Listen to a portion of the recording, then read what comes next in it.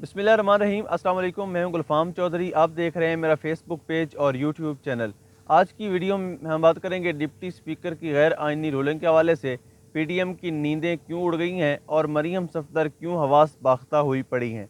तो सबसे पहले हम बात करेंगे डिप्टी स्पीकर की दी गई गैर आइनी गैर कानूनी रूलिंग।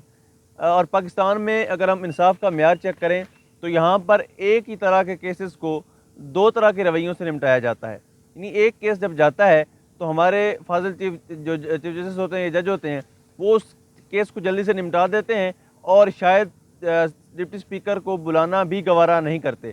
जब कासिम सूरी साहब ने रूलिंग दी थी तब उन्होंने उनको बुलाए बगैर पूछे बगैर ही उनके खिलाफ फैसला दे दिया था और उस रूलिंग को कलअदम करार देकर दोबारा से वही कार्रवाई जहाँ से उसका मतलब ख़त्म हुआ था वहीं से दोबारा उसका आगाज़ करवा दिया गया था, उनको बुलाए बगैर, सुने बगैर और उस साइफ़र के हवाले से डिस्कस किए बगैर।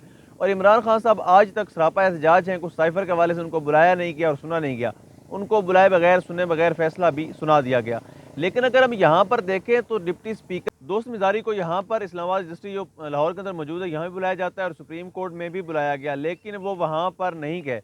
उनकी शायद तकब्बर रौनत इस हद तक पहुँच चुकी है और उनको उन फ़िरौनों की ताकत पर उतना यकीन है कि वो अदालतों को भी इग्नोर कर रहे हैं और अदालतों में पेश नहीं हो रहे। लेकिन उन्हें पता है यहाँ पर पूछने वाला कोई नहीं है।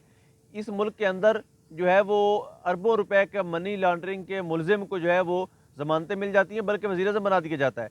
जितना बड़ा मुलजिम, जितना बड़ा मुजरिम, जितना बड़ा फाशिस्ट, जितना बड़ा चोर, जितना बड़ा मक्कार, जितना बड़ा झूठा हो, उसको उतने ही बड़े ओहदे से नवाज दिया जाता है। और एक ऐसी रियासत के अंदर जहाँ पर राना सनाउल्लाह जैसा बददयानत खाइन आदमी जो इस मनशियात फरोश और इस किस्म के कितने घटिया इल्ज़ामात और कातिल है, स्ट्रेट फॉरवर्ड सारे मल्टोन में उसने कत्ल करवाए और कितने ही कत्ल के उसके FIR हैं, उस बंदे को मुल्क का वज़ीर दाखिला बना दिया जाता है। तो इस मुल्क पर हम क्या कह सकते हैं। हर सूरत वो दोस्त मिज़ारी साहब पेश नहीं हुए, उनके वकील गए और अभी तक केस की समाअत जारी है। जब मैं आपसे मुखातिब हूँ तो केस की समाअत जारी है और फुल बेंच बनाने पर जोर दिया जा रहा है। लेकिन पिछले अरसे से पाकिस्तान में देखा जा रहा है कि मरीम सफदर जो जब प्रेस कॉन्फ्रेंस करती हैं और पीडीएम को साथ लेती हैं, वो हमेशा अदालतों को आड़े हाथों लेते हैं। उनकी तकलीफ समझ से बाहर है। लगता यूँ है कि गोद लेने वालों ने गोद में लिया और गोद में बिठा के मुकम्मल फैज़ याब किए बगैर ही उनको गोद से निकाल के फेंक दिया। तो जब उनके फेंकने का जो दुख है वो पीडीएम को इस हद तक गहरा सदमा पहुंचा है कि वो मुसलसल अदलिया पर और इदारों पर तनकीद करते दिखाई देते हैं और वो बार बार ये कह रहे हैं कि इमरान खान उनका लाडला है, इमरान खान की बारी म्यार बदल जाते हैं, इमरान खान की बारी जब आती है तो अदालत जो है नरम रवैया रखती है। हालांकि ऐसा नहीं है।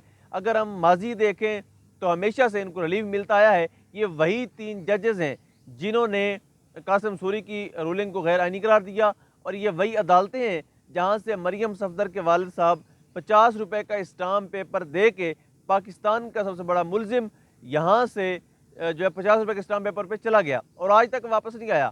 और ज़मानती का अगर देखें जिसने ज़मानत दी थी तो वो आज वज़ीर-ए-आज़म पाकिस्तान बन के बैठे हैं। ये इंसाफ का म्यार है और इनको शर्म तक नहीं आती जब ये अदालतों पर तनकीद करते हैं और इनको आड़े हाथों लेते हैं तो वो ये भूल जाते हैं ये वही अदालतें हैं जहाँ से ये रोज़ आए रोज़ रिलीफ ले रहे हैं और जहाँ से ये फैसले अपने हक में करवाते हैं।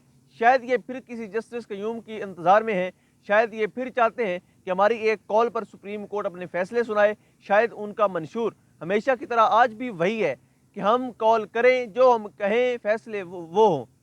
अगर हम दूसरी तरफ बात करें, मवाजना करें, फ़याज़ उल हसन चौहान पहुँचते हैं सुप्रीम कोर्ट के बाहर, उनको बताया जाता है कि आज किसी भी सियासतदान को अंदर जाने की इजाज़त नहीं है, तो वो उस फैसले का एहतराम करते हुए एक साइड पर हो जाते हैं। लेकिन जब दौरान प्रेस कॉन्फ्रेंस मरीम नवाज के कान में बताया जाता है कि आज कोई भी सियासतदान सुप्रीम कोर्ट के अंदर नहीं जा सकता, तो उन्होंने फ़ौरन बिलावल भुट्टो, मरीम सफदर, मौलाना फजल रहमान सब ने अदालतों के खिलाफ जहर उगलना शुरू कर दिया और वो खबासत बकी जो उनके अंदर थी, जो हकीकत में इदारों का वो एहतराम करते जितना करते हैं वो सबको पता है। उन्होंने हमेशा से अपनी सियासत जो थी वो इदारों पर तनकीद करने से की, हमेशा इदारों को आड़ा हाथों लिया, हमेशा इदारों के सरबराहान को ब्लैकमेल किया और आज भी मरीम सफदर ने आखिर में वही धमकी दी कि मेरे पास ब्लैकमेलिंग की वीडियोज़ हैं। इतनी वीडियोज़ हैं जो ख़त्म ही नहीं हो रही। और ये किस किस की वीडियो है? क्या इस ब्लैक मेलिंग के धंधे को बंद करवाने वाला भी कोई नहीं है? क्या इस मेलिंग करने वाली औरत को पकड़ने वाला भी कोई नहीं है? पूछने वाला भी कोई नहीं है? वो औरत जो ज़मानत पर रिहा है, اور اپنے والد کی خیریت دریافت کرنے وہ انہوں نے ضمانت لی اور باہر گئی تھی، اور آج تک وہ باہر دندراتی پھرتی ہیں، انہیں پوچھنے والا بھی کوئی نہیں ہے۔ وہ باہر بیٹھ کر اپنے اقتدار کے نشے میں مست ہو کر اور پرائم منسٹر ہاؤس بیٹھ کر، یعنی وہ لوگ جنہوں نے اس ملک کو برباد کیا، جنہوں نے 30-35 سال اس ملک کی خزانے کو برباد کیا، بری طرح ڈیمیج کیا، وہ لوگ آج پرائم منسٹر ہاؤس بیٹھ کر پریس کانفرنس کرتے ہیں اور اداروں کو دھمکیاں دے رہے ہیں اور شرمندہ تک نہیں ہوتے اپنے کارناموں پہ۔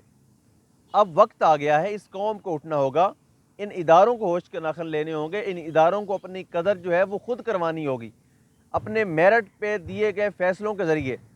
اگر آج بھی انہی ویڈیوز کی دھمکی میں آ کر، اسی بلیک میلنگ میں آ کر کوئی گول مول فیصلہ دیا گیا تو یہ عدالتی ساکھ پر بہت بڑا دھبا لگے گا، نقصان پہنچے گا، اور عدالت جو ججز کی پرفارمنس ہے اس پر بہت بڑا سوالیہ نشان اٹھے گا۔ اب تک اتنا ہی، اپنا خیال رکھیے گا، اللہ نگہبان۔